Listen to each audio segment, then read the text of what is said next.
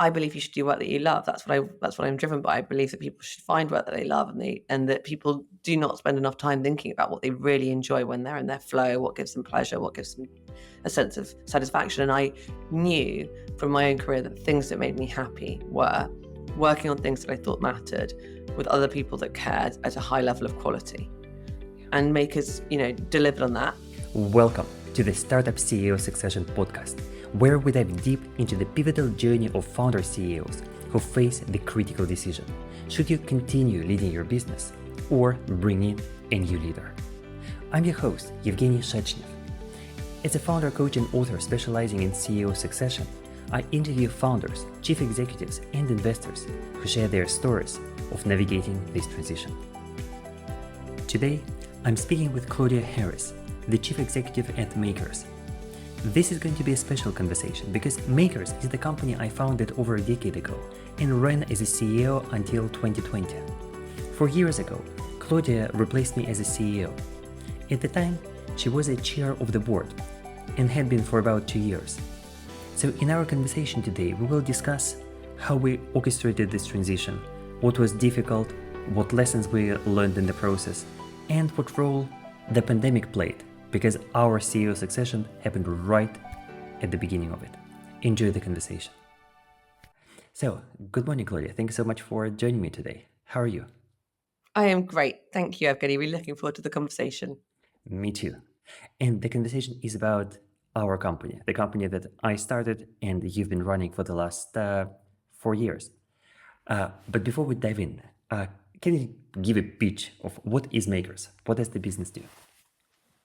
So Makers is a tech talent and training platform, and we bring in career switchers from all walks of life, and we retrain them into tech, and then we get them into companies, leading companies from Deloitte to Google, and they accelerate fast, hit the ground fast, because they bring a huge wealth of prior experience. And then we help upskill them once they're in the role, build them into new technologies, and also help them develop leadership paths. And finally, we help companies outside of the tech function to upskill the rest of their staff on data and AI. So we're really training thousands and thousands of people to be expert in software development and digital technologies in general. And we've been working with companies all over the country as well as the government. That's right. Over the last 10 years, we have trained 3,500 people. We've taken them from all walks of life. They haven't worked in tech before, and we've retrained them, helped them retrain into tech, and then work with the leading companies in Britain, big tech, leading consultancies, government.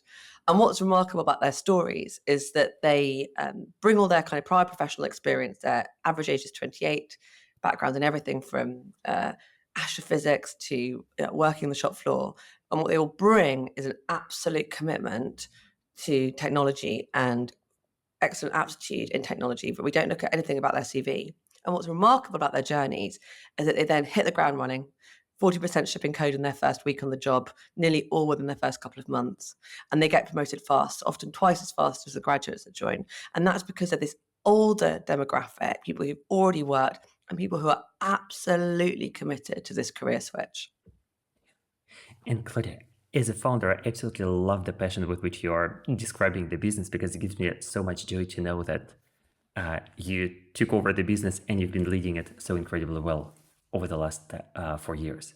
But let's talk about our transition from the very beginning. You didn't join as a CEO, you joined as a chair back in 2018, if I recall correctly. And I think I have to it's a luxury having this conversation with you, Evgeny, because it allows me to talk about what I think is remarkable about Makers, but do it in the kind of context of what you built. Because when you and I met back in 2017, 2018, I have really for my whole career been fascinated in this question of how people end up in the work that they end up in, and how do you help people find work that they love. Work is such a big part of the human experience. It seems to me almost like a human right that we should be able to express ourselves through work and do interesting work that's suited to us. And yet, in Britain, people fall out of the education system, often in a way that is driven just by their background, which town they grow up in, their gender, parental wealth. In fact, the UK parental income is more linked to your income at the age of 25 than in any other country in the OECD apart from the US. So, we are closer to kind of countries that you might think of as being really unequal, maybe some countries in South America, than we are to other European countries. So there's this huge problem that people fall out of the English education system in a way that's not necessarily driven by their potential. And then in Britain, it's really, really hard to reset. There are just so few routes for it. And it's something that's sort of been a fascination to me for so long. It's such a problem for society. It's such a problem for industry. It's such a problem for individuals.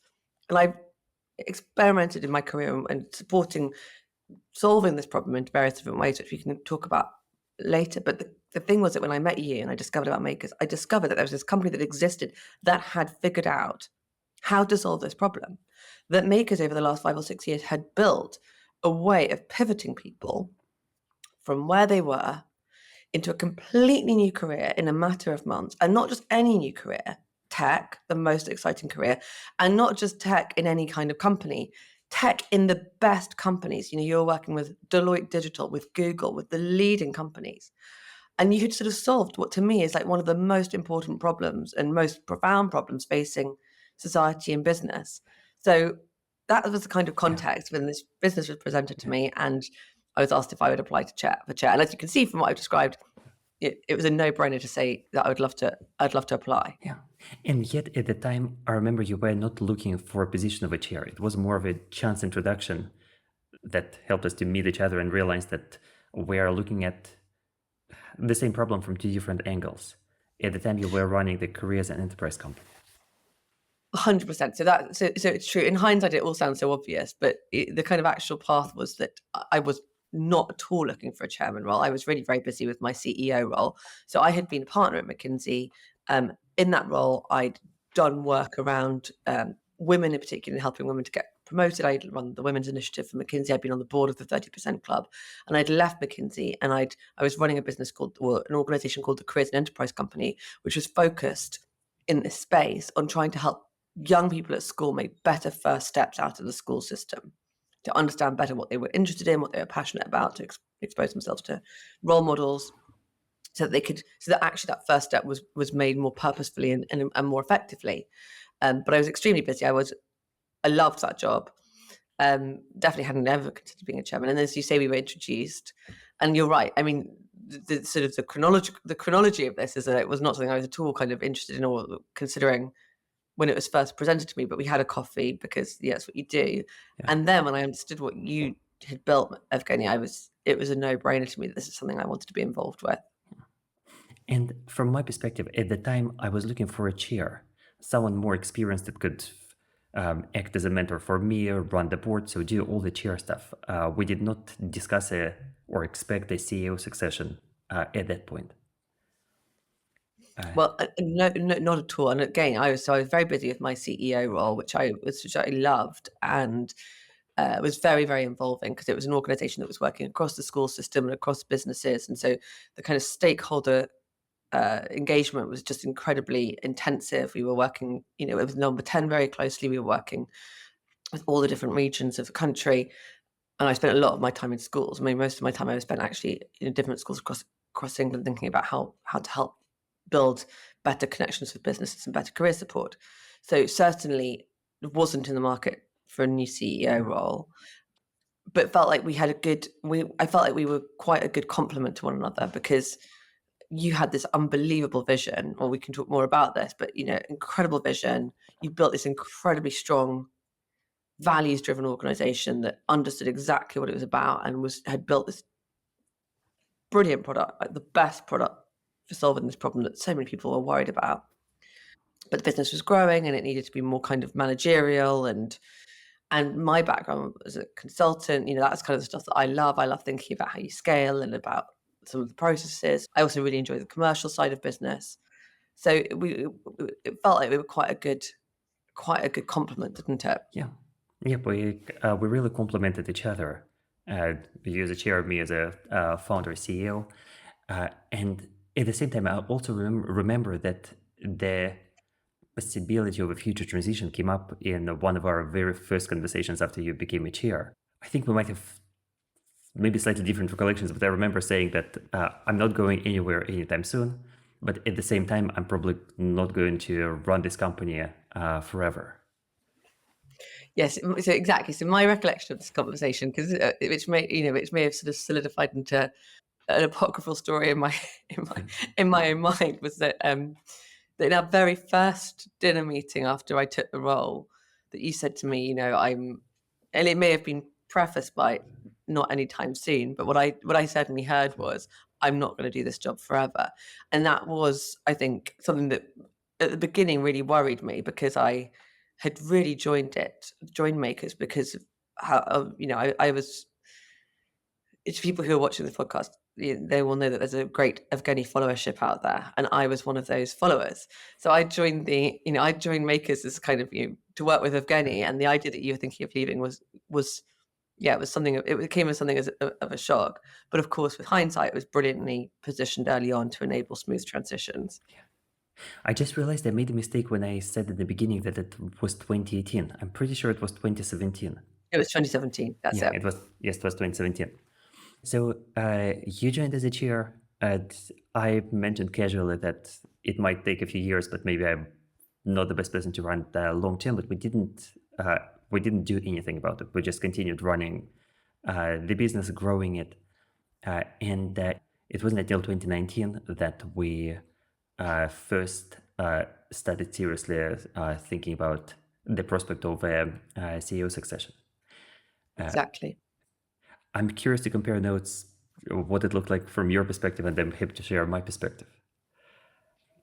I can't remember how many conversations we had, but I remember you saying that the time was coming that you did want to consider succession. I remember at one point you saying, "Why don't we think about swapping?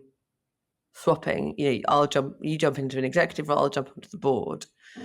My recollection of that journey was that, again, I was still in my CEO role, and I was thinking, well, how are we going to replace Evgeny? Starting to think about that process, and then at some point, I remember the conversation. It was when I was going on maternity leave, wasn't it? And I'd put a deputy CEO in place because the job at Chris Enterprise was just so overwhelming in terms of these stakeholders, across the whole country.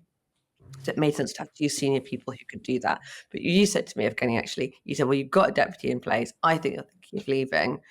Why don't you make this your next move? And I wasn't thinking of leaving. I didn't think I was, but you certainly kind of made me think. Yeah. And from my perspective, the real turning point of the story happened even a little bit earlier, because I had been thinking that maybe I'm not the best person to run this company forever, but there is no urgency to act yet. But it was at some point in 2019 that the decision really crystallized in my mind. Not that I should leave immediately, but we should actually start talking about it. And that's when we sat down for breakfast after we closed the funding round. That I said there is no rush whatsoever, and we've got all the time we need to plan the transition, but we should probably start discussing it or considering it. Yeah, and that's what I remember as being the kind of that I remember that breakfast as well, and that was kind of the starting point, wasn't it, for it? And then we sort of went through this sort of various different routes that might take, and it was probably about 4 or 5 months later that we got to the point where I was then saying, actually, I thought out what you're saying, Evgeny, I would like to throw my hat in the ring. Yeah. What does that mean? Because I'm meant to be the person leading the process. Yeah, but that was another turning point, because I didn't seriously believe in my own ability to hire you again as a CEO after you joined as a chair, because you are a perfect person to lead the company. But we know this with hindsight, but at the time you were a CEO of another business. And so my expectations would be that you as a chair would be in charge of the process of searching for a new chief executive.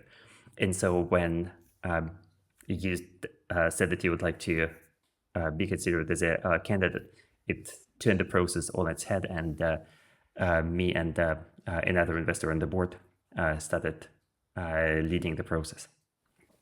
And what I remember is my interview for the job actually in January 2020, which was when I had just a 2-month-old baby at that point. I was a first-time mum, and I remember going to meet you both and you kindly came to near where I lived in Islington. And it was at a stage where it was still quite new for me to leave the house without my child. And I remember this kind of just total feeling of like fear and elation and like so many emotions that were just really related just to like leaving the house, let alone like the importance of the meeting we were about to have. So I remember that evening very well, that cold, clear evening in Islington in January. Yeah. And Claudia, I'm curious, what made you consider the job seriously? Because with your CV, with your experience, with your background, you had a very wide choice of options. What made you consider makers as a potential next step? Well, actually, once I decided that I was going to consider makers, I did then go out and apply for other roles to make sure that I had a sort of set of benchmarks and that I was making the choice, actively rather than just falling into something that was easy. And that helped because I could then have a sort of set of benchmarks to work between. I think I'd be lying if I didn't say that there was a part of it that also was that I was now responsible for makers as the chair. And the idea of placing you, Evgeny, it was very daunting and quite high risk for the business, I think, at that particular moment.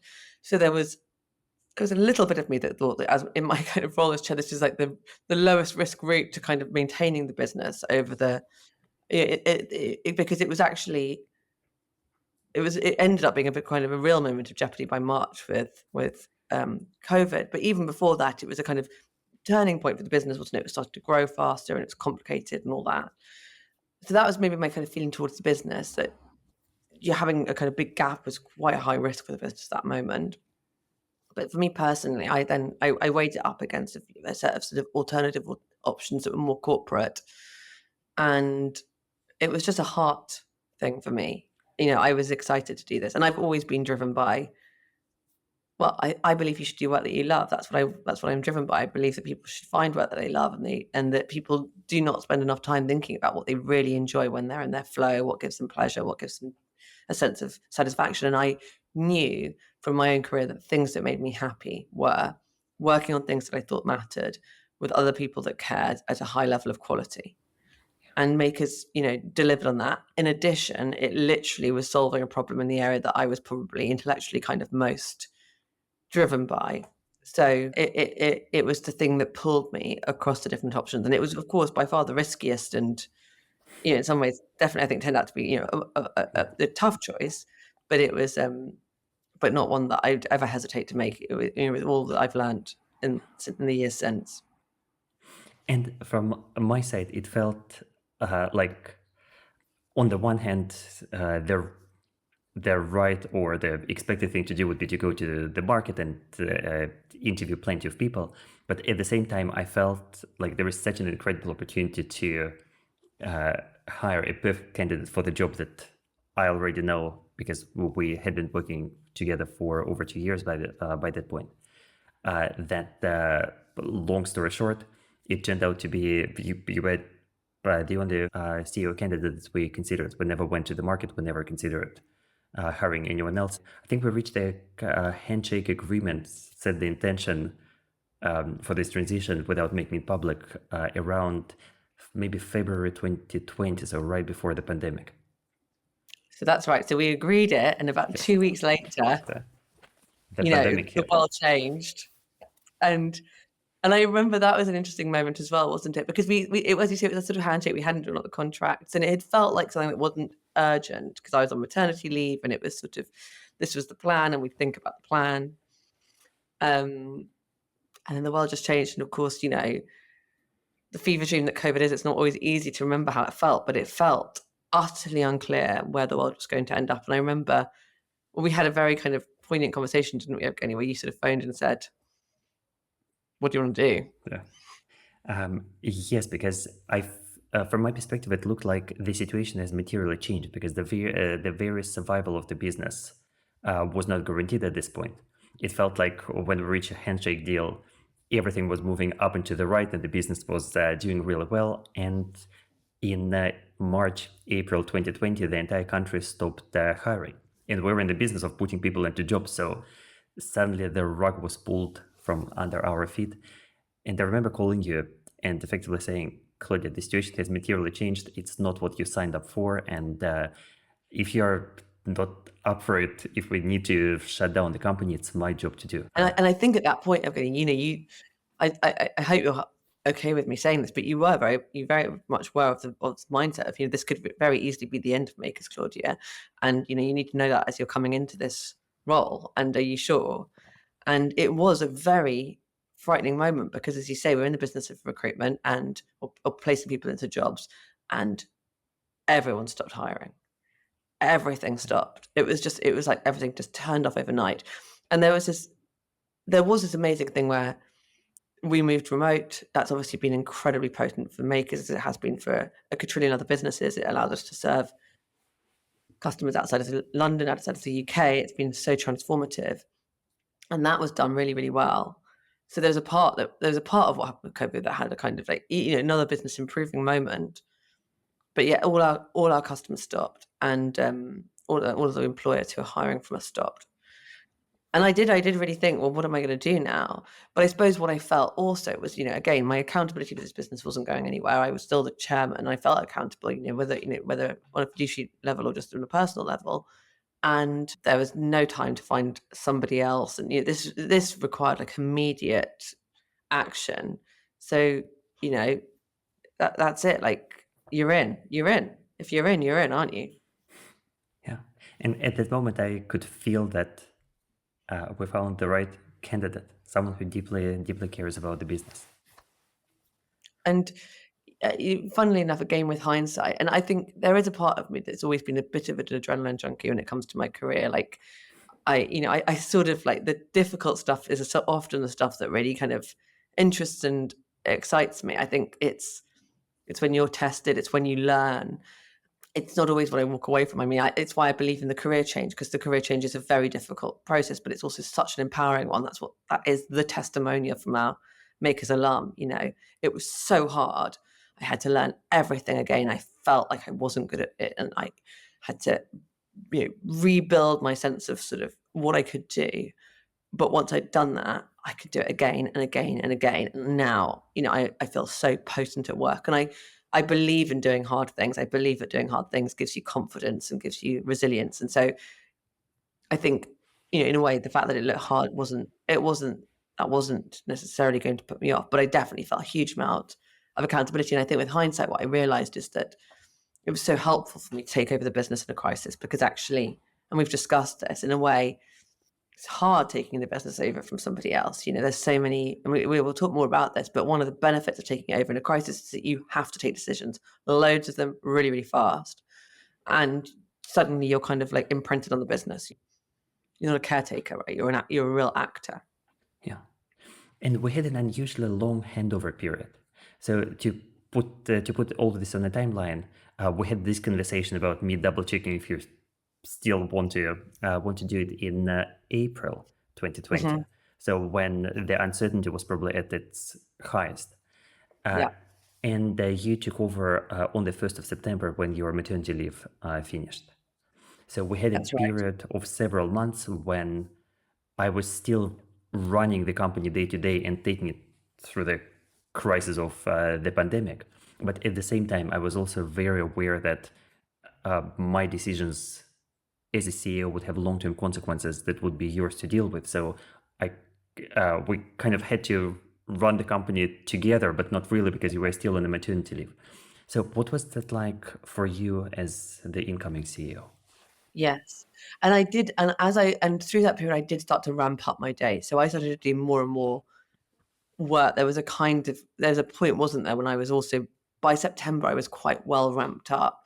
But I mean, I think, Evgeny, that's got to be the hardest possible thing to do, hasn't it? Which was, you were ready to go. I wanted to start. And actually, the only reason I didn't start on March 1st or April 1st was because I had this tiny baby at home. And so I always had a whole sort of different journey that I was going on, a very, trying to work out how to get some sleep and all the stuff that you're trying to figure out when you've got a small kid. And so it was hard, that's hard. I mean, what could be harder really than being in the middle of a crisis, having the incoming CEO be on maternity leave, having the outgoing CEO having to, as you say, make decisions, trying to preempt what the incoming CEO is going to want to do. And I think, considering how difficult that setup was, it went remarkably smoothly, actually. I mean, it wasn't always easy, but I think it was it was smooth. And by the time that, I took over in September, I felt like I had my hands on the controls. I knew what things were. But I'd be interested to hear again how it felt for you. But I think by then there had been a really effective transition, hadn't there? And Yeah, you'd handed things over to me. So that on the day one of me being officially in role, I really yeah, was. yeah. It in my experience, in my recollection, it had really positive sides and really difficult aspects. The positive Mm, side is that we had a long handover, and as the result, we really had enough time to discuss everything. So on the 1st of September, I could really shut down my laptop, forget about corporate email, and know that we've discussed everything. But the difficult bit was, of course, the decision making, because I remember there were various things that we maybe had slightly different vision for. And it was difficult for me because there were lots of those decisions. It was pandemic crisis, things were changing all the sure. time, and I couldn't really call you twice a day to really get on the same page. But at the same time, I needed to make those decisions. I needed to move the company forward, and so I remember the tension between me trying to still run the business and at the same time not create unnecessary problems later, not do the work that you will have to undo afterwards. And you did an amazing job, Evgeny, absolutely amazing job. I felt so happy when I came in September. But I also think I got to learn, because I think there's something really special about, if you set up a business, you can decide what you're going to do with it. And I think you had that feeling of real control when you were making the decisions through the pandemic. And in reality, when you come in to take over a business, you don't feel that the first thing you could do is to shut down the business. That doesn't feel like a good first 6 months. But you were always very clear, Evgeny, that there were certain things you weren't going to compromise on. That this is the way you wanted the business to work, and if it wasn't going to be run like that, it wasn't going to be. We weren't going to do this. It wasn't worth it. And I think I learned a lot from that journey and from seeing how you were able to sort of like how you traded things off, how you prioritized. And we've talked before about how I think the succession journey is it's sort of like a third of things that you just agree on, it's easy. And there's a third of things that the incoming CEO has to learn from the founder. And there's probably a third of things that the incoming CEO does differently and brings us new. And that middle set of things, I really learned from you in those 6 months, Evgeny. I saw how you made decisions. I saw what you prioritized. It was all brilliant, and it wasn't all exactly what I'd done instinctively, but I think you shaped my instincts towards makers in a really positive way in that period. So I think it was very, very good apprenticeship for me. Well, we had the luxury of doing this handover for several months and Mhm. years of experience of Including working death. together. So we knew each other well. There was a lot of trust on both sides. So it was Mm. a really good foundation to navigate that crisis. Yeah, it was. But as I reflect on it, there was a lot about our handover that was, it was a kind of crisis. It's there are different ways of telling different stories, aren't there? But it was, in a way, it was a crisis. The backdrop was a crisis, and there was a degree to which keeping the kind of lights on was the priority, and how we kind of between us like held onto this kind of precious thing and kept it going that was a big part of that story, I think. Yeah. And what was your experience after the handover? After I left as a CEO, you fully stepped into the role. So September 2020 onwards. What was that like? So I think yeah, the two things I would say is, one is that it was very helpful to have, so much had changed in the couple of months that you and I have been kind of running the business together, but that was really helpful for me, because I knew the business already really well as a chairman, but you learned so much more from the stuff that you actually have to sort of take decisions about. So I felt very, very kind of in the detail, understood where things were, very, very clear on what I wanted to do. We had such a deep level of trust. I think you did this amazing thing where you sort of just said, "I trust you, Claudia, and it's over to you." And that's very empowering. And of course, Makers is a business that is about empowering people. So it's hardly a surprise that you had an instinct for how to empower your successor. But I doubt that many people had that experience. I'm sure most people feel that the founder is judging them in the wings, and whatever they're saying to them, in the background, they're sort of thinking, "Oh my goodness, not what I do," and oh god. And I really felt, Evgeny, like I really felt trusted by you, and that is so empowering. And in hindsight, I think one of the best things the outgoing CEO can do is to get out of the way of the new CEO. Be supportive, be available, be helpful whenever possible. But as I keep repeating ever since, is that if you choose to step down, you're not running the business anymore. If you want to run the business, you shouldn't have stepped down. It's really as simple. So what I tried to do in that moment is to offer my support, but at the same time, really internalize that I'm not running the business anymore.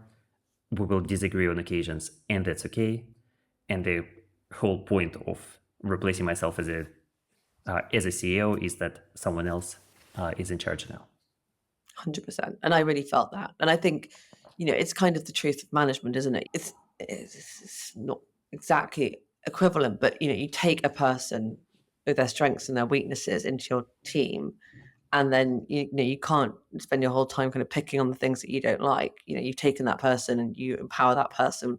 That's good leadership, that's good management, and that's I felt that that's what you kind of enabled for me. Yeah. And it wasn't all plain sailing. I remember we had a small crisis around Christmas, just a few months after you took over. Yeah. Would you like to share this story? Yes, this is the story that we do now publicly sort of share, but obviously at the time it sort of felt like it was very unexpected. So 10 a.m. one morning, I got a message from one of our team members sharing that there had been a fraud committed in the business, and quite large amounts of money were at stake. And Evgeny, I think you were the first person I called. I think it was you and our investors I called within the first, 5 minutes. And then by the end of the day, between us, we had notified the police, our lawyers, the team, the whole board. We got a plan to all the regulators. We were regulated every which way. It was quite a 12-hour. It was one of those 12 hours that you remember every hour of, when years go by that you hardly can remember. Yeah. And just to add some context here, for a while we didn't have access to our bank account. We didn't know if we would be able to make December payroll. But what's really interesting here is that when we started looking into where the entire story started, we realized that the problem was there when I was still running the business. I just didn't know about it. And so it really prompted me to reflect later on the level of due diligence that we've done during the handover, because I shared everything I knew, but I didn't know about the fraud. You took over the business thinking that you knew everything, but again, you didn't know about the fraud either. And then a few months later, it blew up, which made me wonder if we could have done something differently, if we should have done maybe external due diligence at the moment of handover, or some other steps that could have prevented this situation. I think I have two thoughts on this, because again, we've talked about this a bit before. I do think that when you take over a business, you're like a VC making one investment, aren't you? And so it is sensible to run some proper diligence in terms of the business and what you're getting into. So I do think the advice to an incoming CEO to run some professional diligence in the business is good and sensible advice. I think in this particular case, because we then did run diligence process afterwards, and we tried to establish what had happened. Was it a failure of our controls? Was it? And the finding from that was, not to go into too much detail, but it was a kind of like it was a very, very unusual, very, very sophisticated override situation, which the conclusion of the report was kind of unstoppable, undetectable, not really about the systems and the controls.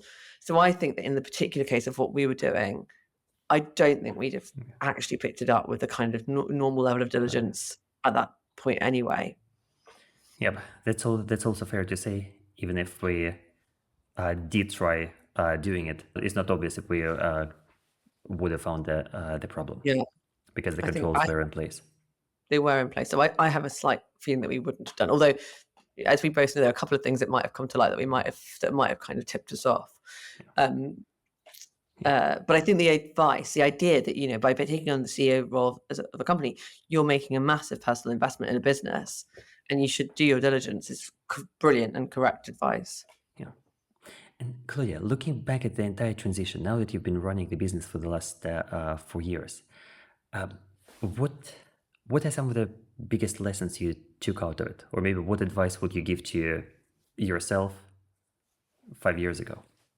I think one of the things that's really hard in a transition is, so we said before that there are sort of a third of things that we agree on. There's a third of things that you learn from the founder. And I learned so much from you, Evgeny. I mean, so much in terms of the kind of real trust-driven leadership, real value-driven leadership, like very, very people-oriented in your leadership style, and very, very, very deeply committed to kind of ethics at the heart of the business. And I believe in ethics at the heart of any business, but I think what you turned it into a kind of management process where everything was put through the lens of a kind of ethical decision making, and I learned so much from that approach. I think there's a third of what you do, which is that you bring new things to the business, and I think I was sometimes a bit too timid in bringing some of my insights to the business. I think I felt nervous about doing things that would disturb the things that worked, and worried about some of the things that I would disturb by bringing some of the stuff that I could bring. And I probably brought some of it a little bit too slowly. I mean, it's what every leader says, isn't it? It's kind of the classic, which is just do more faster. But I think the things that have really worked in terms of the impact that I've had on the business, which has been largely around kind of like scaling up some of our kind of, some of the more kind of corporate side of the business. I think I could have done more of that earlier, with a bit more confidence. And I think the advice I could have given myself is that you can story tell that effectively. You can sort of say, these are the things we're protecting and these things we're preserving, and here's where I'm going to experiment and try something different, and these are the reasons why. And, people will go on that journey with you. Yeah. So in other words, really trusting your own intuition, your own experience, and your own vision of how things should be done when you take over as a CEO. Yes, whilst also respecting and incorporating a lot of the learnings from the founder. And I think, I did that, but I think I could have just done it more and faster. Well, from my perspective as a founder and a board member for the last 4 years, you've done an incredible job. I'm so happy we orchestrated this transition 4 years ago. And looking back, I think we probably would have done something very, very similar. Oh, well, I really appreciate you saying that, Evgeny. Like I say, it's been an absolute, the ride of a lifetime working at Makers. And I love this business so much. And like I say, I think a great joy of doing this podcast, this interview, is that I can talk about why I'm so proud of this company without it sounding like it's to do with, me, because it's you that built this business. And I am so impressed by what you built, Evgeny. And I think it is so extraordinary and so rare. And to have this organization, and just one more word on Makers, where every person in the organization is just so deeply committed to helping people go through these successful career changes. As a result, we get, by the way, the best results by miles in terms of completion rates, and the best results by miles in terms of distinctions and merits, like compared to every other provider. But the reason for it is not because we have a goal to do that. It's because of the care in every person in the organization. And I think to have built an organization that targets such an important problem with such care and dedication, and where that is just intrinsic. And although we have lots of people who still with the organization who started with Evgeny, we've got people celebrating their 10th Makers anniversary, all the time. But the new people who join, they join and they bring that care with them because of the kind of foundations you set. So I am so grateful to have had this opportunity and to have taken this business over from you. And I think it's one of the great honors of my life to kind of steward it for the period that I'm stewarding it. And on my side, it's such a great privilege to be able to know that you are leading the business better than I ever could. Well, I we'll have to agree to disagree on that one, Evgeny, but it's a pleasure. Yeah. Claudia, as we are wrapping up our conversation today, is there anything else you would like to share with those listening or watching? I think actually my only thing is to say, I do think, Evgeny, you are a very unusual You're a very unusual business leader who puts kind of deep thinking into ethics at the heart of how you run your own life and run businesses. And I think, the world would be better if more people listened more carefully to the things that you had to share. So I think just a plug to kind of, pay attention to what you have to say. Because I do think, I've had the privilege of being a partner at McKinsey and working at the high levels of government. And I do think that Evgeny brings something extremely unique and incredibly powerful to, how people think about business. So yeah, just everyone should follow more of what you advocate for. If anything, the world of business be a much better place. Thank you so much for the kind words. I really, really appreciate it.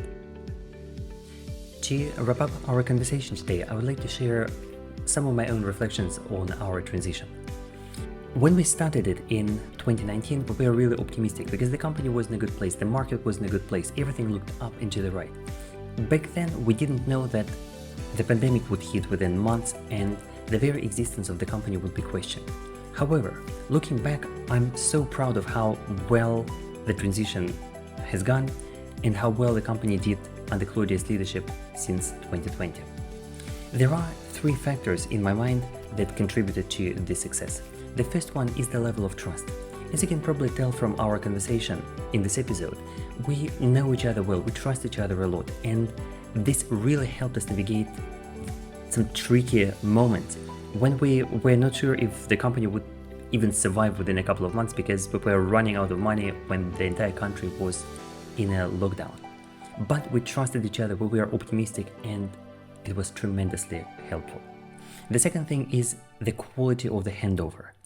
We got lucky in a way because Claudia had been a chair before she became a CEO, so she already knew the company really, really well, but also because she was on maternity leave before she became a CEO, we had an unusually long handover process, meaning that we had the chance to discuss everything, sign all the documents, prepare everything that needed to be done. So by the time I stepped down, I was sure that everything or almost everything was covered. And the third factor that really helped our transition was the fact that when I stepped down as a CEO, I really stepped down. I didn't try to influence the company beyond the remit of my new role as a director of the board. And likewise, when Claudia was a chair, even though she was a CEO at another company and she has an instinct to go and get stuff done, she was offering me support and advice without really trying to tell me what to do. And when she became a CEO, I assumed the same position, offering support, my opinion, doing whatever I can to support her, but not trying to override the new chief executive, even in situations when we inevitably disagreed on occasions. And this, I think, is really, really important for any CEO succession. If the previous CEO stays around in any capacity, they should be really careful to really support the new chief executive. And if they can't support the new chief executive, if they disagree and they just can't be helpful, a good idea is probably to get out of the way and allow the new chief executive to run the company as they see fit. I really hope you enjoyed our conversation. I go into much more detail and many more lessons from our succession in my book, Startup CEO Succession. Find it on Amazon. And don't forget to like and subscribe on the platform of your choice. I'm looking forward to the next episode where I will have a conversation with Nick Brisbane, the lead investor at Makers, who had been on our board for almost a decade. And so we'll discuss what it was like from his perspective as an investor to participate in the CEO succession from me to Claudia. Looking forward to it, and goodbye for now.